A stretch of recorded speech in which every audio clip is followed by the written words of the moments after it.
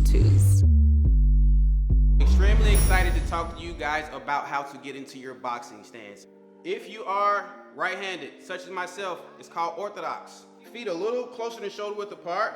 All right, I'm gonna take my right foot, I'm gonna step back, one foot over. As I come over, I'm gonna turn my hips. Why? Because when I put my hands up, I wanna make sure my elbow is in line with my knee, in line with my toe. You wanna distribute your weight, 60% on the back leg, 40% on the front leg. I want you to act like you're talking to your favorite person on the phone on the right, and then on the left side, right outside your chin. Elbows inside, chin down, ready to fight.